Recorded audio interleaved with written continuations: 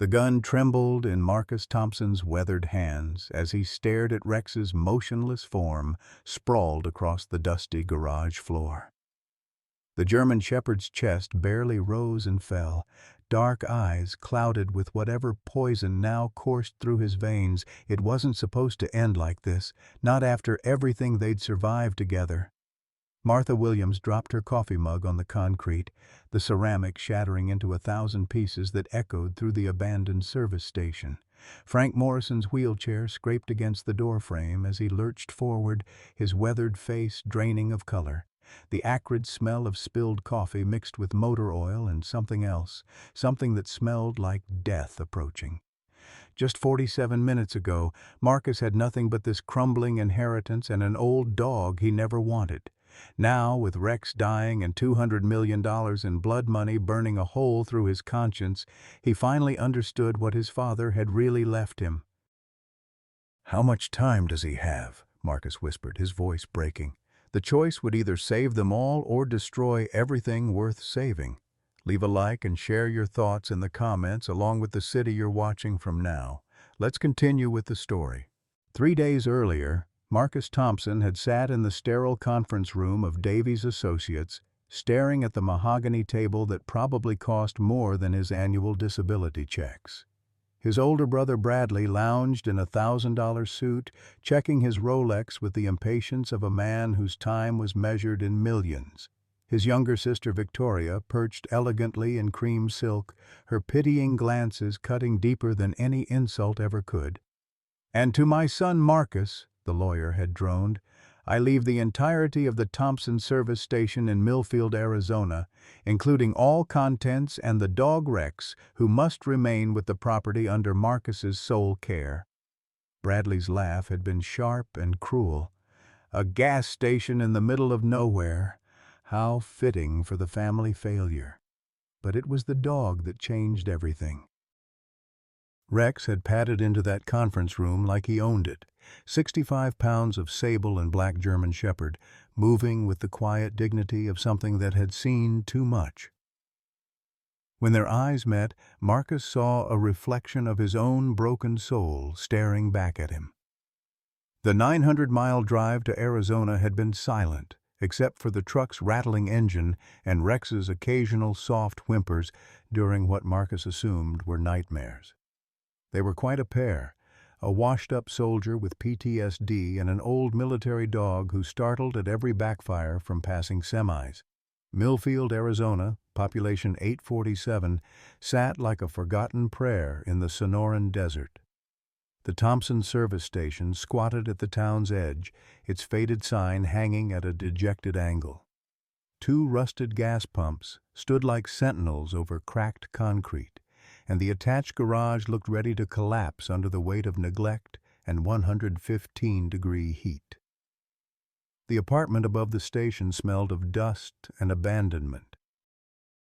Marcus had found a half-empty bottle of Jack Daniels in the kitchen cabinet, his father's brand. His hands shook as he poured 3 fingers, the familiar amber liquid promising temporary escape from the suffocating reality of his inheritance. But Rex had other plans. The dog positioned himself between Marcus and the whiskey, those intelligent dark eyes never wavering. When Marcus tried to step around him, Rex simply moved to block his path again. No growling, no aggression, just quiet, immovable determination.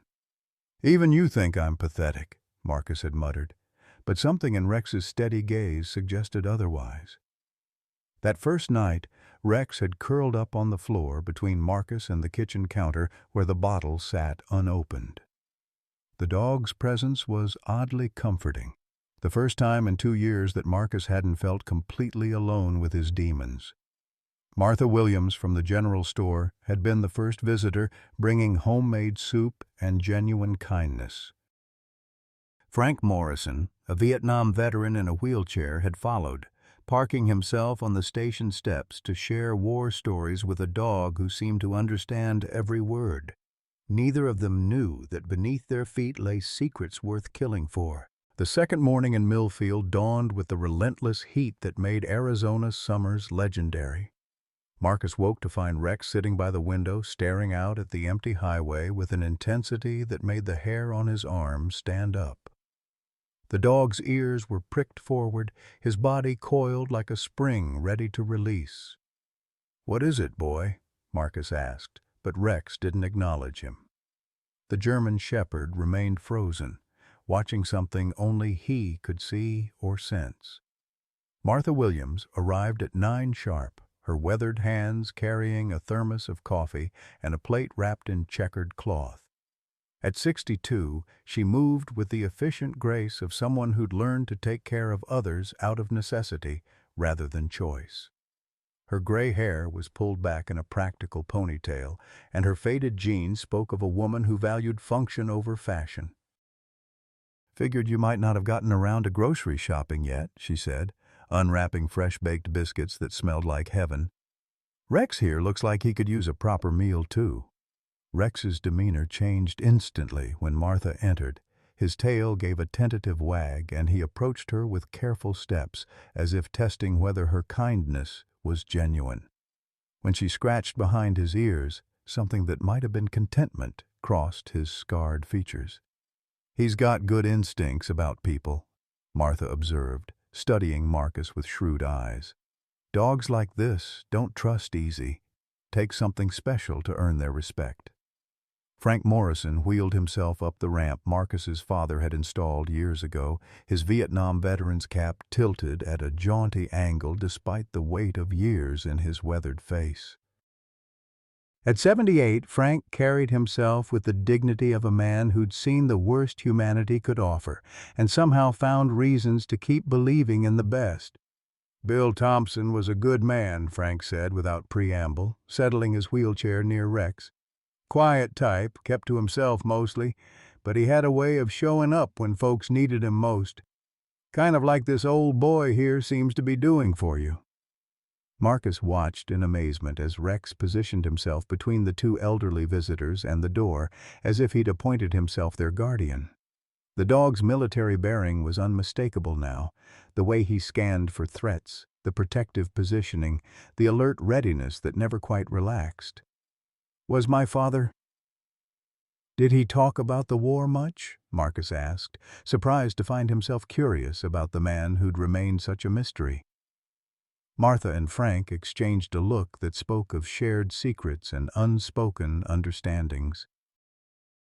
"Your daddy carried himself like a soldier long after his service ended," Martha said carefully. "Some men come back from war and try to forget. Others never really come back at all. Bill was different. He came back with purpose." That afternoon, Marcus decided to clean out the garage, hoping physical labor might quiet the restless energy that had been building since his arrival. Rex followed him into the shadowy space that smelled of motor oil and rust, but instead of lying down in his usual spot, the dog began pacing. It started as casual sniffing around the perimeter, but gradually Rex's behavior became more focused, more urgent. He stopped at a section of concrete floor near the back wall, his nose working overtime. Then he began to dig. "Rex, stop that," Marcus commanded, but the dog ignored him completely. Rex's claws scraped against the concrete with increasing desperation, and a low whine built in his throat, not the sound of a pet wanting attention, but the focused urgency of a working dog who'd found something important. Marcus knelt beside Rex, running his hands over the area that had captured the dog's attention. The concrete felt different here, newer somehow, as if it had been patched at some point. When he pressed down, he could feel a slight give, as if there was space beneath. The memory hit him like a physical blow. He was 8 years old again, standing in this same garage while his father showed him how to hide his most precious possessions. "Son, sometimes the most valuable things need to be kept safe from people who might not understand their worth," his father had said, demonstrating how to create a hidden compartment beneath loose floorboards. Marcus's hands trembled as he found a crowbar among his father's tools. Rex sat back on his haunches, watching with what could only be described as approval as Marcus worked the concrete loose. Beneath the false floor lay a military-grade storage box, its surface unmarked except for a small brass lock that gleamed despite the years. Inside the box, wrapped in oiled cloth, Marcus found an ornate brass key, unlike anything he'd ever seen. Its head was shaped like an intricate gear, and something about its weight suggested it opened something far more important than any ordinary door. Beneath the key lay his father's military journal, its pages filled with coded entries that made Marcus's cryptography training from the Rangers suddenly feel relevant again. Rex's tail thumped once against the concrete floor, and for the first time since Danny's death, Marcus felt the stirring of genuine purpose. Marcus spent the next 2 nights hunched over his father's journal at the kitchen table, the brass key lying beside him like a talisman. The cipher was complex, layers upon layers of substitution codes that would have been impossible for a civilian to crack. But his father had trained him well, whether intentionally or not, and Marcus's Army Ranger cryptography training made the patterns slowly emerge from the chaos of letters and numbers. Rex became his constant companion during these marathon sessions, lying at Marcus's feet with his head resting on his paws. But the dog's eyes never fully closed. Every few minutes, Rex would lift his head to scan the room, his ears swiveling to track sounds Marcus couldn't even hear. It was the behavior of a sentry, a guardian maintaining watch while his partner worked. The journal revealed fragments of a life Marcus had never known existed. References to package deliveries that were clearly code for something else. Mentions of Phoenix routes and desert drops. Most disturbing were the repeated references to the Brotherhood, some kind of organization that seemed to operate through legitimate businesses while conducting activities that required elaborate cover stories. On the 3rd night, Marcus finally broke through the most heavily encoded section. What he found made his blood run cold. His father hadn't just been running a gas station in the middle of nowhere. He'd been operating a safe house and communication hub for some kind of intelligence network. The journal detailed meetings with agents using code names, descriptions of weapons caches, and most shocking of all, financial records showing deposits of millions of dollars over the course of 3 decades. Rex suddenly lifted his head, a low growl rumbling in his chest. Through the window, Marcus could see headlights approaching, the first vehicle to visit the station after dark since his arrival. The dog moved to the window, his body tense with alertness. Bradley's black BMW pulled into the station lot, its pristine paint job looking alien against the weathered desert landscape. Marcus quickly closed the journal and slipped it into a kitchen drawer as his brother climbed out of the car, his expensive suit wrinkled from the long drive. "Working late, little brother?" Bradley called out as he climbed the stairs to the apartment. His voice carried the forced casualness of someone trying too hard to appear non-threatening. Rex positioned himself between Bradley and Marcus, not quite growling but radiating suspicion. Bradley's eyes flickered to the dog with something that might have been fear. "Still playing with Dad's old mutt, I see," Bradley said, settling into a chair without being invited. "You know, Marcus, I've been thinking about your situation here. This place is a money pit. The property taxes alone will bankrupt you within a year." Marcus studied his brother's face, noting the tension around his eyes, the way his hands fidgeted with his expensive watch. "What do you want, Brad?" "I want to help you, believe it or not." Bradley reached into his jacket and pulled out a folded document. "I've had the property appraised. It's worth more than we initially thought. The land has potential for development. I'm prepared to offer you $2 million cash to buy out your inheritance." The number was staggering, more money than Marcus had ever imagined owning. But something in Bradley's desperation set off every alarm bell his military training had installed. $2 million for a rundown gas station?" Marcus asked. "That seems generous."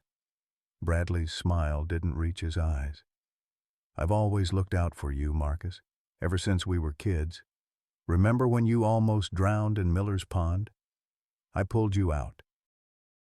I've been trying to save you your whole life." The memory was real, but something about the way Bradley wielded it felt manipulative. Rex seemed to sense the emotional undertow. The dog's hackles raised slightly, and he took a step closer to Marcus. "I need some time to think about it," Marcus said. Bradley's facade cracked slightly. "Time is something we might not have a lot of, little brother. There are complications. People who knew Dad who might have unfinished business with his estate. It would be safer for everyone if we could settle this quickly." After Bradley left, promising to return in 2 days for an answer, Marcus sat staring at the business card his brother had given him. The company name, Apex Securities, meant nothing to him, but the address was in Phoenix, and something about that felt significant given the journal's references to Phoenix roots. Rex had remained agitated long after the BMW's taillights disappeared. The dog paced the apartment, stopping periodically at windows to scan the darkness outside. His behavior suggested they were being watched, and Marcus found himself trusting the dog's instincts more than his own rational mind. Unable to sleep, Marcus returned to the journal. This time he focused on the financial records, and what he found made Bradley's $2 million offer seem like pocket change. His father had been managing accounts worth nearly $200 million, money that flowed through a network of shell companies and offshore accounts with the complexity of a major intelligence operation. But it was the final entry that stopped Marcus cold. Written in his father's careful handwriting, it was the only passage not in code. "If something happens to me, trust Rex. He knows where everything important is hidden. The key opens more than doors. It opens the truth. Marcus was always the strongest of my children, the only one who chose duty over profit. The inheritance is his responsibility now." Rex appeared beside the table as if summoned by the mention of his name. The dog's dark eyes held an intelligence that seemed almost human, and Marcus began to suspect that Rex understood far more about their situation than any ordinary pet should. The brass key seemed to pulse with significance in the lamplight. Tomorrow, Marcus decided, he would discover exactly what docker it was meant to open. Rex's tail thumped once against the floor, as if the dog approved of the decision. Outside, a coyote howled in the distance, and Marcus couldn't shake the feeling that far more dangerous predators were circling closer to home. The fourth morning brought with it an oppressive heat that seemed to press down on Millfield like a suffocating blanket. Marcus woke to find Rex standing rigid by the front window, his ears pinned forward in a way that made Marcus's combat instincts flare to life. The dog's body language screamed danger, but the highway stretched empty in both directions under the merciless Arizona sun.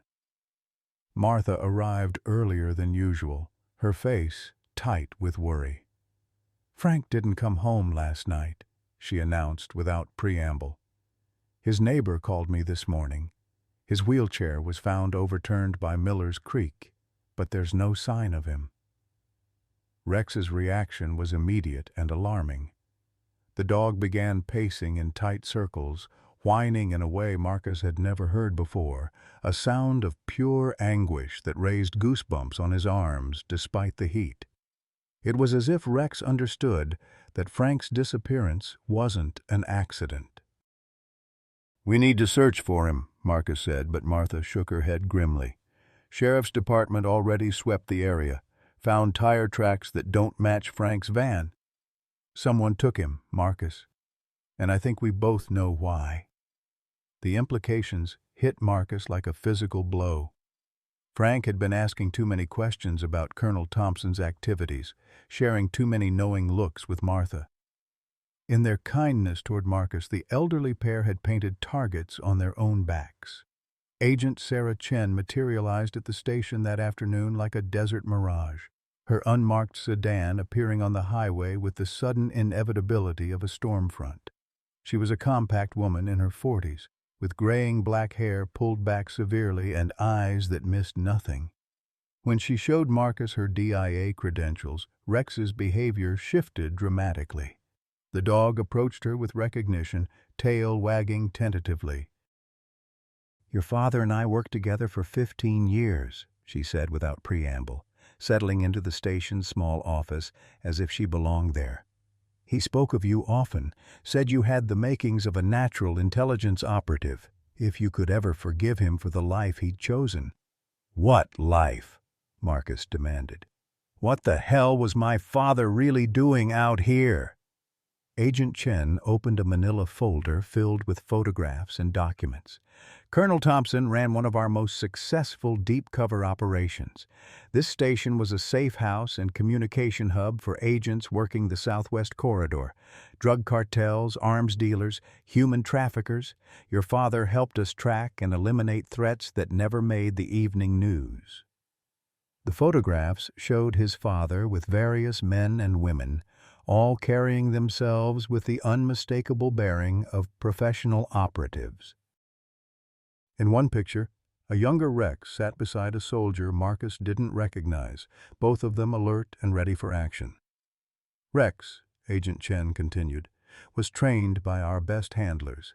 He's not just a retired military dog, he's a specialized intelligence asset, trained to recognize threats, locate hidden materials, and protect high-value targets. In this case, that target is you." Marcus stared at the German shepherd, who was now sitting at attention, watching Agent Chen as if awaiting orders. "You're telling me my inheritance includes a spy dog?" "Among other things."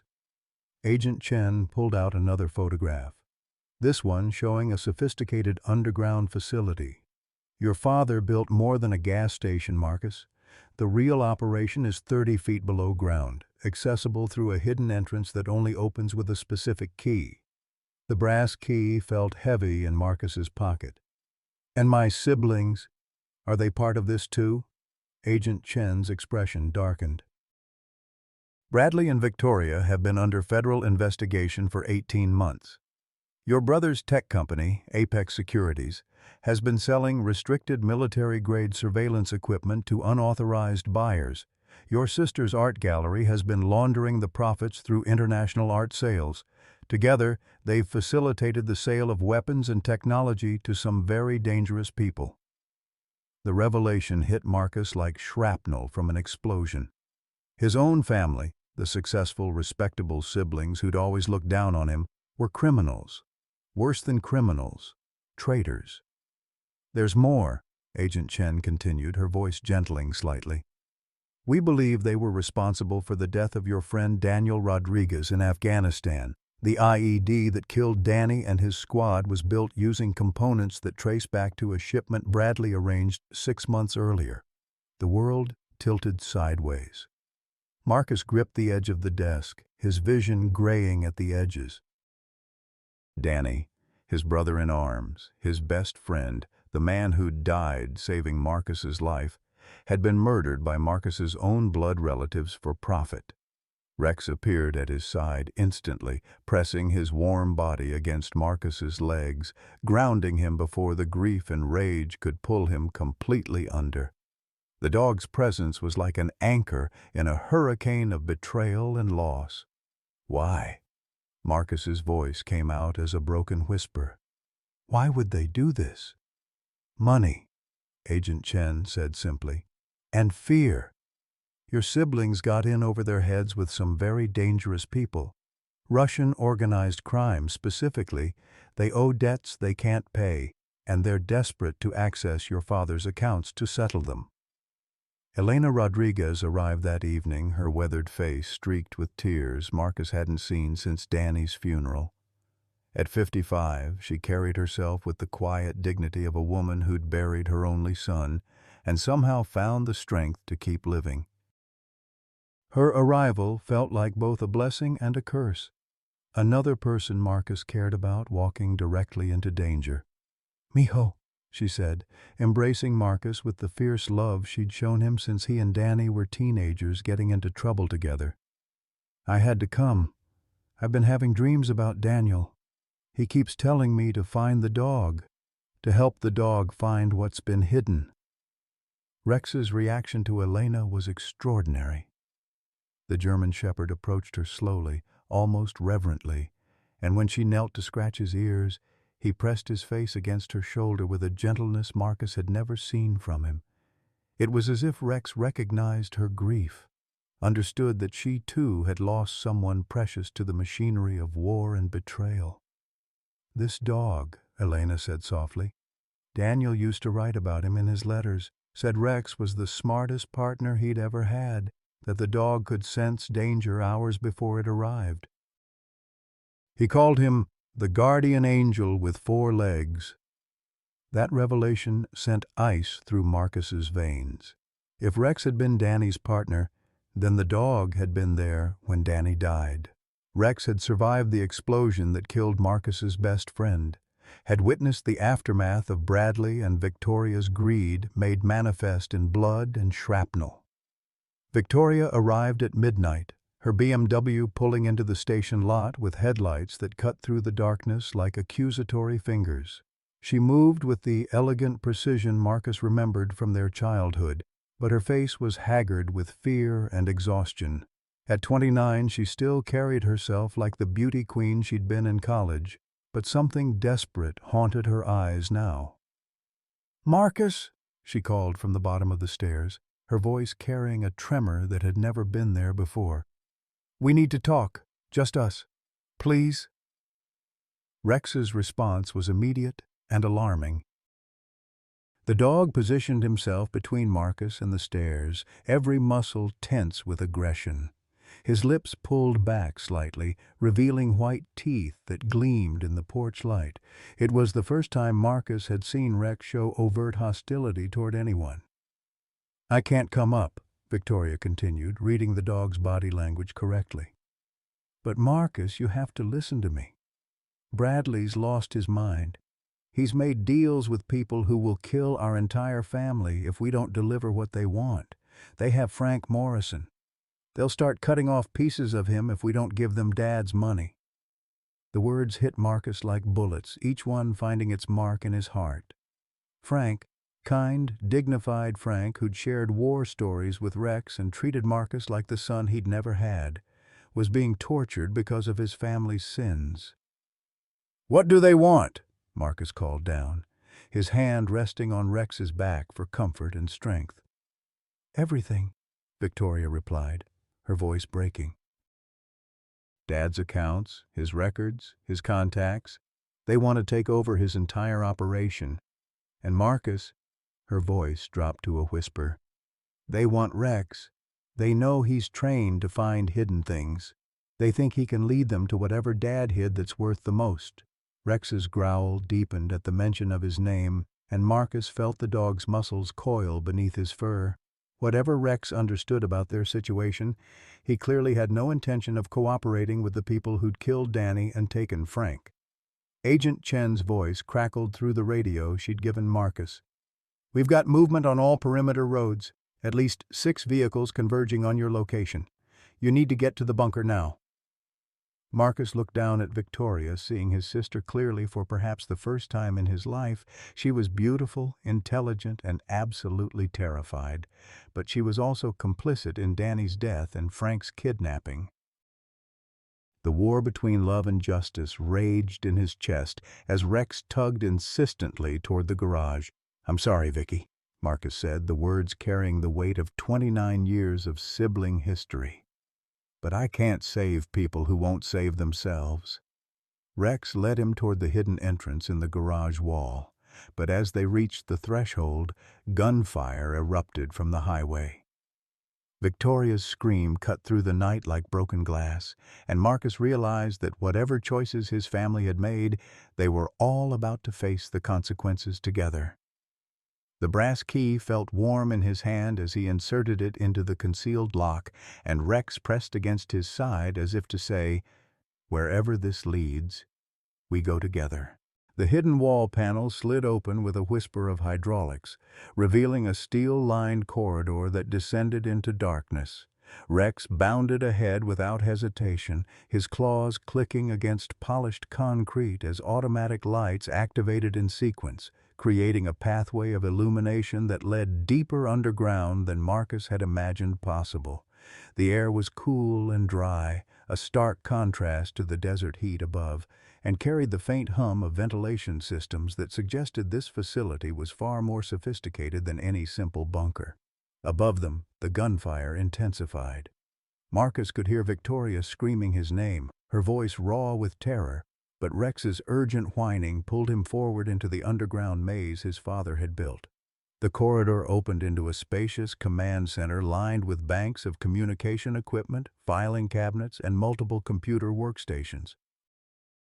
Maps of the Southwest covered one entire wall, marked with pins and notations in his father's careful handwriting. Red pins clustered around known cartel routes, blue ones marking safe houses, and black pins indicating what Marcus realized with growing horror were burial sites. A large screen flickered to life as they entered, and his father's face appeared with startling clarity.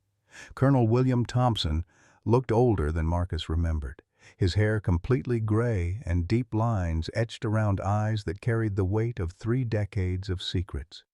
He wore his dress uniform, every ribbon and medal perfectly positioned, but his expression was that of a father rather than a soldier.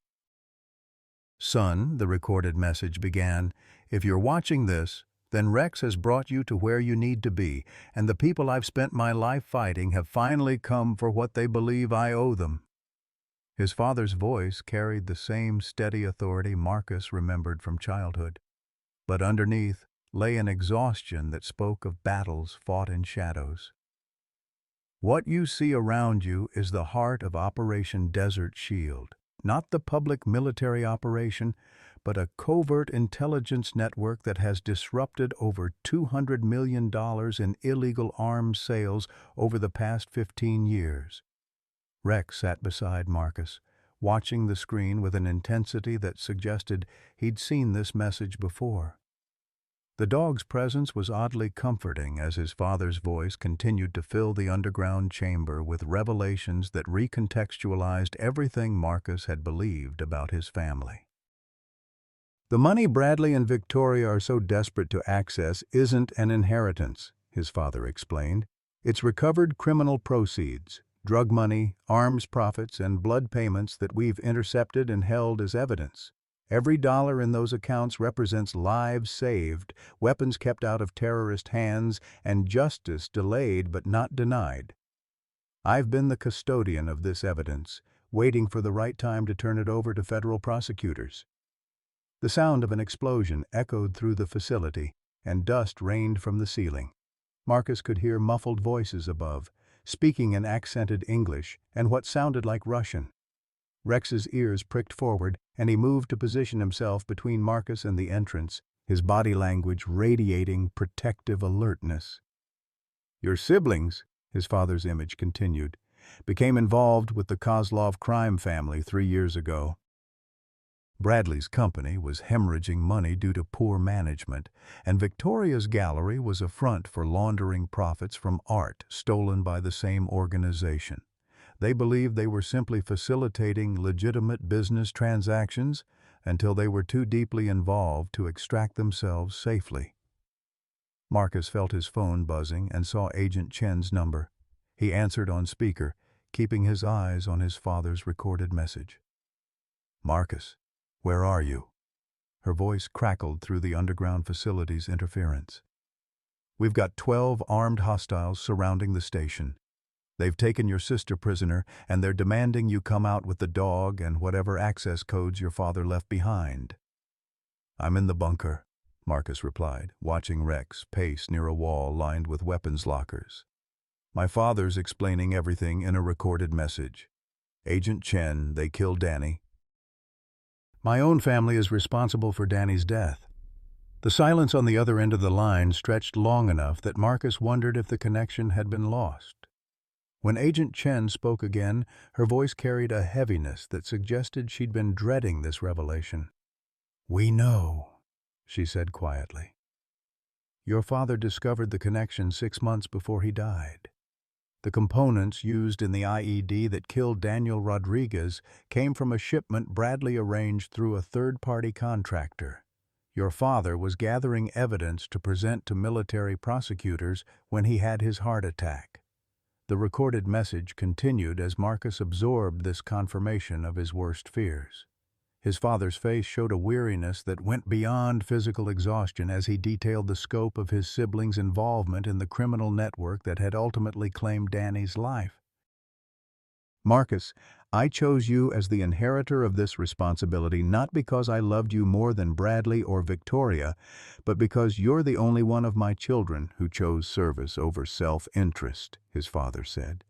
The decision you make tonight will determine whether justice is served or whether the people responsible for Daniel's death and countless other atrocities continue to profit from human suffering.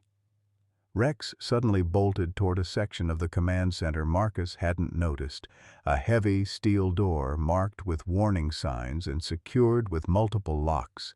The dog began pawing at the door with increasing urgency, whining in a way that suggested whatever lay beyond was critically important. Marcus found the corresponding key among his father's effects and opened the door to reveal a smaller chamber lined with evidence lockers. Each locker contained detailed files, photographs, and physical evidence tied to specific criminal cases. One locker bore Danny's name and service number, and inside Marcus found photographs of the IED components that had killed his friend, along with shipping manifests that traced their origin to Bradley's company. But it was the final locker that stopped Marcus cold. His own name was printed on the label, and inside he found a letter in his father's handwriting along with Danny's personal effects, dog tags, a wallet, and a small recording device. My dearest son, the letter began, if you're reading this, then you've learned the truth about your friend's death. I know the guilt you carry, the belief that you should have died instead of Daniel. But you need to understand that Daniel's death wasn't random, wasn't just the cruel arithmetic of war. He discovered what Bradley and Victoria were doing. He was trying to gather evidence to stop them when the IED exploded. In his final transmission, he said he was sending evidence to someone he trusted, someone who would know what to do with it. That someone was you. Marcus's hands trembled as he activated the recording device. Danny's voice filled the chamber, as clear and immediate as if his friend were standing beside him. The recording was time-stamped 3 hours before the explosion that claimed his life. Marcus, brother, if you're hearing this, then I didn't make it back. Danny's familiar laugh preceded his words, but underneath lay a tension Marcus had never heard before. I found something big, man. Your family, Brad and Vicky, they're mixed up with some seriously bad people. The gear that's been hitting our supply lines, the modified IEDs we've been seeing, it's all coming from companies Bradley has connections with. I've got documentation, shipping records, everything. But I need to get this to someone I trust, someone who can't be bought or threatened. The explosion above grew louder, and Marcus could hear his sister screaming his name with increasing desperation. Rex moved to stand directly in front of him, the dog's presence an anchor of loyalty in a storm of betrayal and revelation. I'm uploading everything to a secure server, Danny's voice continued. The access codes are in Rex's collar, sewn into the lining where nobody would think to look. That dog is smarter than all of us combined, Marcus. He'll find you when the time is right. He'll bring you to where you need to be, and when that happens, you'll have the power to make sure nobody else dies the way I'm probably about to die. The recording ended with the sound of distant explosions, and Marcus realized he was listening to the final moments of his friend's life.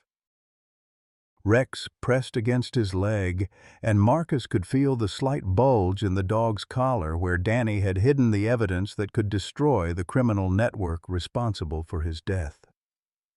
Agent Chen's voice crackled through the radio again, urgent and strained. Marcus, They're bringing Frank Morrison up from a van. He's alive but badly injured. They're saying they'll execute him in 10 minutes if you don't surrender yourself and Rex to them."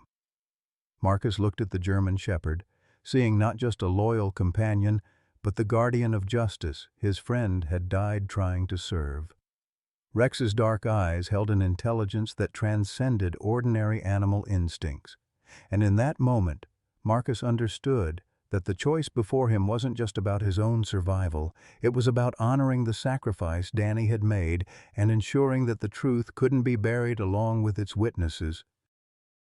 The weight of $200 million in evidence money paled compared to the weight of choosing between the family that had betrayed him and the justice that Danny had died trying to achieve. Marcus emerged from the bunker with Rex at his side, the brass key heavy in his pocket and Danny's evidence burning like a coal in his chest. The desert night had turned cold, stars scattered across the sky like broken glass, indifferent to the human drama unfolding beneath them. 12 armed men in tactical gear had formed a perimeter around the station, their weapons trained on every possible exit. Floodlights mounted on their vehicles turned the cracked concrete into a harsh stage where the final act of his father's 30-year operation would play out. Victoria knelt in the center of the lot, her hands zip-tied behind her back, mascara streaking down her cheeks in dark rivers. Even in terror, she maintained the poise that had always set her apart from ordinary people, but Marcus could see the fractures in her composure, the way her shoulders shook with each breath, the desperate way her eyes searched his face for forgiveness she didn't deserve. Frank Morrison sat slumped in his wheelchair beside her, his face a map of bruises and dried blood. At 78, the old Vietnam veteran still held himself with military bearing despite the obvious signs of torture. When his eyes met Marcus's, Frank managed a slight nod, not of defeat, but of understanding. They were soldiers, both of them, and they knew what duty demanded, even when the cost was everything they held dear. Bradley stepped out from behind one of the vehicles, no longer the polished tech executive who'd visited days earlier. His expensive suit was wrinkled and stained, his usual confidence replaced by the manic energy of a man who'd bet everything on a single hand and was watching his chips disappear. Behind him stood a man in his 50s, with the cold eyes and geometric scars of someone who'd made violence his profession. Undoubtedly Dmitry Kozlov, the crime boss who'd pulled Bradley and Victoria into his web of blood and profit. "Marcus," Bradley called out, his voice cracking with strain. "Thank God you're alive. These people, they're going to kill us all if we don't give them what Dad hid. The money, the accounts, everything. You have to help us." Rex's low growl vibrated through the night air like a warning from some primal past when loyalty was measured in blood and betrayal carried the death penalty. The German shepherd positioned himself slightly ahead of Marcus, every muscle coiled for action, reading the tactical situation with the expertise of a dog bred for warfare. "Your brother is correct about one thing," Kozlov said, his English accented but precise. "We will kill everyone here unless we receive what we came for. Your father stole money that belongs to my organization. $200 million that he claimed was evidence but which was rightfully ours through business transactions your siblings facilitated." Agent Chen's voice crackled through Marcus's hidden radio earpiece, so quietly only he could hear. 30 seconds. Federal response team is in position. Keep them talking." Marcus stepped forward, feeling the weight of every choice that had led to this moment. Danny's death, his father's secrets, his siblings' betrayal, all of it converging on this patch of desert where the price of justice would be measured in blood. Rex moved with him, the dog's presence a reminder that some loyalties transcended family bonds, that some duties were worth dying for. "You want the money," Marcus said, his voice carrying across the lot with the authority his father had tried to teach him. "But first I need to know something." The IED that killed Danny Rodriguez in Afghanistan, who gave the order to build it using Bradley's components? Bradley's face went white, but Kozlov smiled with the satisfaction of a predator who'd cornered his prey. Your friend was very persistent in his investigation, too persistent. Sometimes soldiers must die so that business can continue. The confirmation hit Marcus like a physical blow, but Rex's warm presence against his leg kept him grounded. Frank Morrison's eyes blazed with understanding, the old warrior recognizing the moment when justice and vengeance met on the battlefield of choice. "The evidence is in the dog's collar," Marcus said, loud enough for everyone to hear. "Danny Rodriguez hid it there before he died. Every shipping manifest, every financial transaction, every piece of proof that could destroy your entire network." Kozlov's expression shifted from confidence to concern. "Bring the dog here." "Now." Marcus looked at Rex, seeing not just the companion who'd saved him from his darkest impulses, but the living testament to Danny's sacrifice and his father's faith.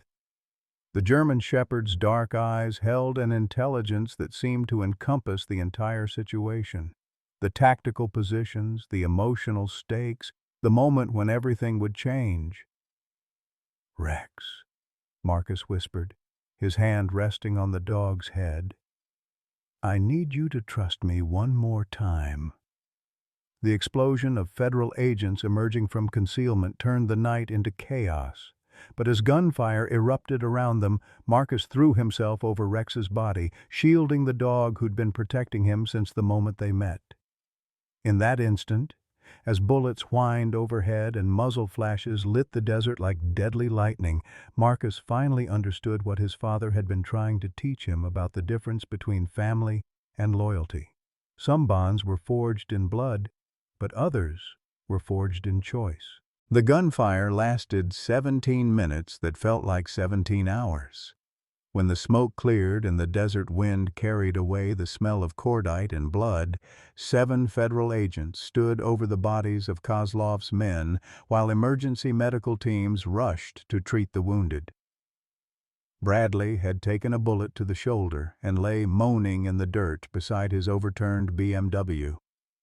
Victoria remained on her knees, sobbing with relief or grief.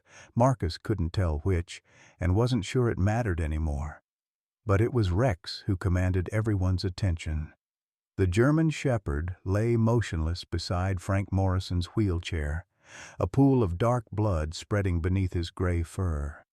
The old veteran's weathered hands trembled as he stroked the dog's head, murmuring words of comfort that came too late. Rex had thrown himself in front of Frank when Kozlov pulled a hidden pistol in his final moments, taking the bullet meant for the defenseless old man. "No," Marcus whispered, dropping to his knees beside his fallen companion. Rex's eyes were still open, still intelligent, but growing dimmer with each labored breath. "No, boy, not you.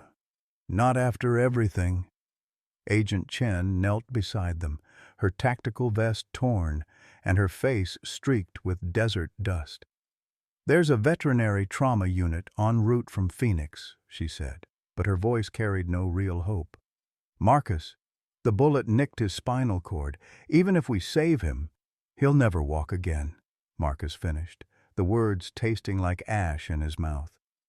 Rex's tail gave the faintest twitch against the concrete, as if the dog was trying to comfort him even in his dying moments. Elena Rodriguez appeared through the chaos of emergency responders, her face pale with shock. "Mijo," she said, placing a hand on Marcus's shoulder. "Daniel is here with us. I can feel him." "He's telling Rex it's okay, that he did his job." The absurdity of finding comfort in ghost stories should have made Marcus angry, but instead he found himself believing her. Rex had been Danny's partner first, had carried the evidence of his death for 2 years, waiting for the right moment to deliver justice. Maybe Elena was right. Maybe Danny was calling his old friend home. Frank Morrison leaned forward in his wheelchair, his voice barely a whisper. "In Vietnam, we had a saying, The best dogs die like soldiers, protecting what matters most. This old boy, he's a soldier. Let him go like one." Marcus buried his face in Rex's fur, breathing in the familiar scent of loyalty and courage. "I'm sorry I wasn't a better partner," he whispered. "I'm sorry I couldn't protect you the way you protected me." Rex's eyes focused on Marcus with tremendous effort, and somehow the dog managed to lift his head just enough to lick Marcus's hand one final time. In that gesture was forgiveness for every harsh word, every moment of rejection, every time Marcus had chosen despair over hope. Rex had never needed Marcus to be perfect, only to be present. The dog's breathing grew shallower, and Marcus felt the moment when Rex's spirit finally slipped away, leaving behind only the shell of the bravest creature he'd ever known. Agent Chen gave them several minutes of silence before the demands of justice resumed. "Marcus, we need to access Danny's evidence. The network goes deeper than just your siblings and Kozlov. There are government officials involved, military contractors, politicians who've been taking money to look the other way." With trembling hands, Marcus carefully removed Rex's collar and found the hidden seam Danny had sewn shut 2 years ago. Inside was a micro SD card containing terabytes of financial records, communications, and shipping manifests that painted a picture of corruption spanning 3 continents. "Danny died for this," Marcus said, holding the tiny device that contained enough evidence to bring down dozens of criminals. "Rex died protecting it. If we don't use it to stop everyone involved, their deaths mean nothing." The revelation came as dawn broke over the desert, painting the sky in shades of pink and gold that made the violence of the night seem like a fever dream. Agent Chen's phone had been ringing constantly as federal prosecutors reviewed Danny's evidence, and her expression grew increasingly grim with each call. "Marcus," she said finally, "there's something else you need to know. Your father didn't die of natural causes." The words hit him like a physical blow. "What are you talking about?" "The heart attack that killed him was induced. We found traces of a rare toxin in tissue samples we preserved from his autopsy. Someone wanted him dead before he could turn over this evidence to prosecutors." Marcus felt the world tilt sideways as the implications sank in. Who? Agent Chen's gaze flicked to where Bradley was being loaded into an ambulance, his shoulder bandaged but his eyes alert and calculating. "Your brother had dinner with your father the night he died. The restaurant receipt shows he ordered your father's usual meal and wine. The toxin we found has a 12-hour delay before symptoms appear." The betrayal was complete now, absolute in its cruelty. Bradley hadn't just facilitated Danny's death. He'd murdered their own father to protect his criminal enterprises. Victoria's role remained unclear, but her tears suggested she'd suspected the truth even if she hadn't acted on it. "There's more," Agent Chen continued. "Your father left another message, one he recorded after he started suspecting Bradley. It was hidden in his personal safe, triggered to be sent to us if his vital signs flatlined unexpectedly." She played the recording on her secure phone, and Colonel Thompson's voice filled the desert morning with final words that carried the weight of a father's love and a soldier's duty. "If you're hearing this, then my suspicions about Bradley were correct, and I'm dead. Son, I know you blame yourself for Daniel's death, but the real responsibility lies with family members who chose greed over honor. Don't let my mistakes become your burden. The money in those accounts, use it to build something Daniel would have been proud of. Use it to save other soldiers who come home broken like you did. Rex will show you the way, just like he showed me." Marcus closed his eyes, feeling the weight of his father's faith and Rex's sacrifice settling on his shoulders like a mantle he wasn't sure he deserved. Around him, federal agents continued processing the crime scene, but all he could think about was the German shepherd who'd loved him unconditionally, and the best friend who'd died trying to save lives Marcus didn't even know existed. Elena Rodriguez sat down beside him on the station steps, her presence as comforting as her son's had been during their darkest days in Afghanistan. "What will you do now, mijo?" Marcus looked out across the desert, where the sun was climbing toward another scorching day. In a few hours, the crime scene tape would be gone, the federal agents would return to their offices, and he'd be alone with $200 million in recovered criminal proceeds and the responsibility his father had left him. "I'm going to honor them," he said finally. "Danny, Rex, even my father. I'm going to use this money to make sure other veterans get the help I should have gotten. Other military dogs get the respect Rex deserved. And I'm going to make sure Bradley and Victoria face justice for every life their greed destroyed." Martha Williams arrived as the last of the emergency vehicles departed, bringing coffee and the quiet strength that had sustained the community through decades of desert heat and human frailty. She took one look at Rex's still form and began to cry. Not the dramatic tears of grief, but the steady weeping of someone who'd lost too many good souls to senseless violence. "He was special," she said simply. "Dogs like that, they choose their people. Rex chose you, Marcus, even when you didn't think you deserved choosing." As they wrapped Rex's body in one of his father's old army blankets, Marcus made a silent promise to the dog who'd saved his life in ways that had nothing to do with bullets or explosions. Rex had shown him that loyalty wasn't about blood or obligation.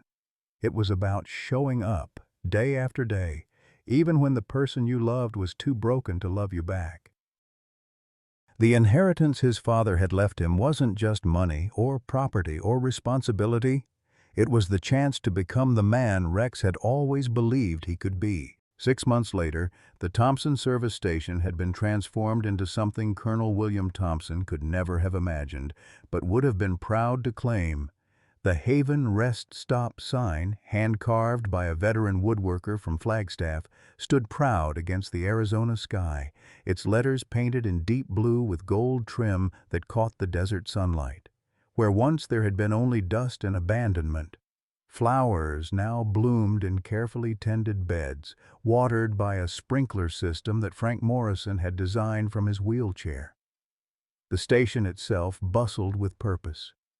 The old convenience store had become a community center where veterans gathered for coffee and conversation, their stories flowing as freely as Martha Williams's homemade soup. The garage had been converted into workshop space where former soldiers learned new skills: auto repair, woodworking, metalwork, trades that gave their hands something to do while their minds processed memories that would never fully fade. Marcus stood on the covered porch, watching as a young Marine named Tommy Patterson worked with his new companion, a German Shepherd rescue named Scout. The pairing had taken 3 weeks of careful introduction, but now the two moved together with the synchronized grace that only came when human and dog truly understood each other's needs. Scout's presence had already helped Tommy reduce his anxiety medication by half, and the nightmares that had plagued him since Fallujah were becoming less frequent. "Rex would have loved this," Elena Rodriguez said, joining Marcus on the porch. At 56, Danny's mother had become the unofficial grandmother of the Haven program, her gift for reading people's emotional needs making her invaluable in matching veterans with their canine partners. Daniel, too.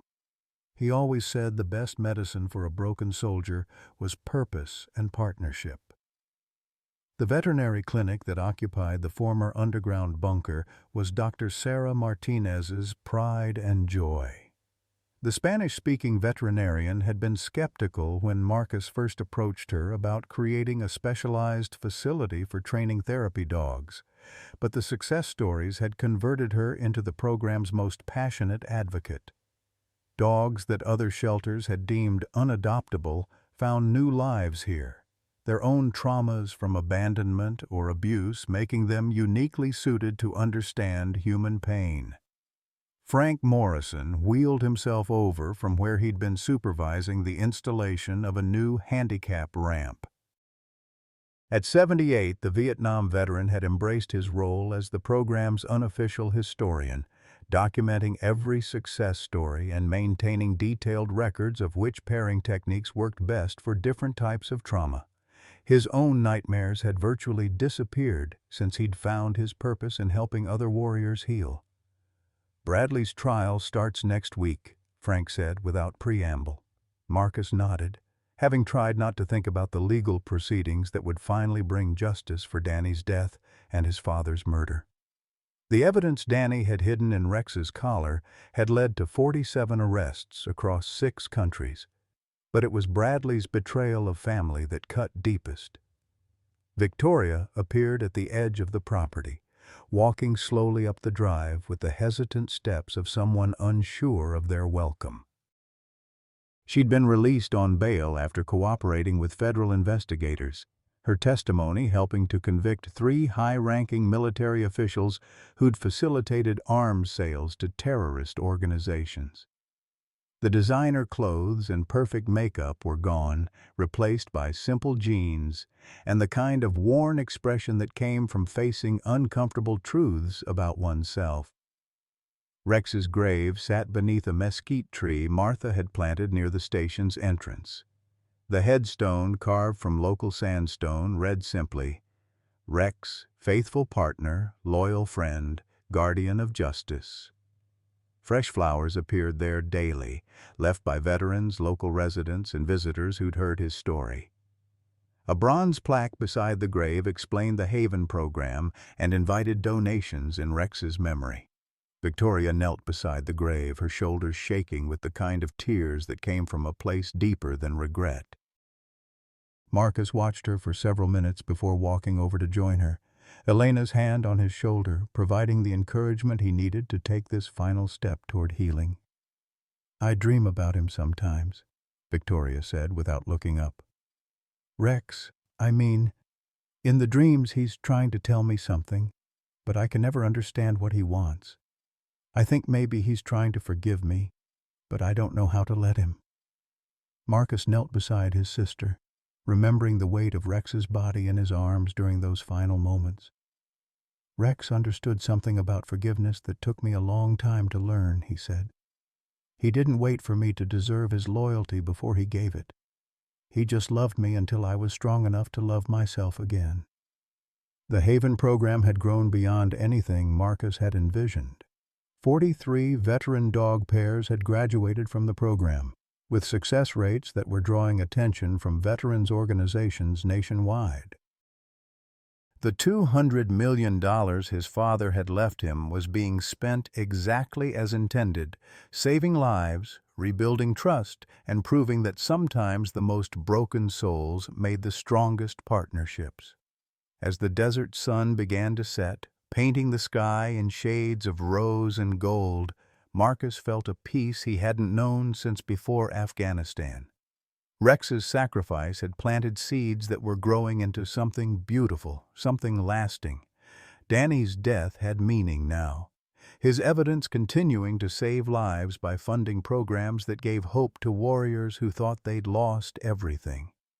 The old Thompson service station had died with his father, but the Haven rest stop had been born from ashes and blood and the unwavering loyalty of a German shepherd who'd refused to let his human give up on himself. In the end, that was the greatest inheritance of all, not money or property, but the knowledge that love, once given freely, could transform the world one broken heart at a time. Friends, if you've stayed with Marcus and Rex's journey to the end, you know this isn't just a story about inheritance or hidden treasure. It's about something far more precious, the power of second chances and unconditional love to heal even the deepest wounds. How many of us have felt forgotten, discarded, or believed our best days were behind us? Marcus thought he was worthless, a broken soldier with nothing left to give. Rex was an old military dog, scarred and retired, considered past his prime. Yet together, They discovered that sometimes life's greatest purpose comes not in our youth, but in our wisdom years, when we finally understand what truly matters. Their bond reminds us that loyalty isn't about perfection. It's about showing up day after day, even when someone is too hurt to love themselves. At 55, 60, or 68, you're not too old to make a difference. You're not too broken to be loved. You're not too late to find your purpose. Like Marcus and Rex, your greatest chapter might still be waiting to be written. The world needs your experience, your compassion, and your hard-won wisdom now more than ever. Share with us. Have you ever had an animal companion who changed your life when you needed it most? What second chance are you grateful for in your own journey?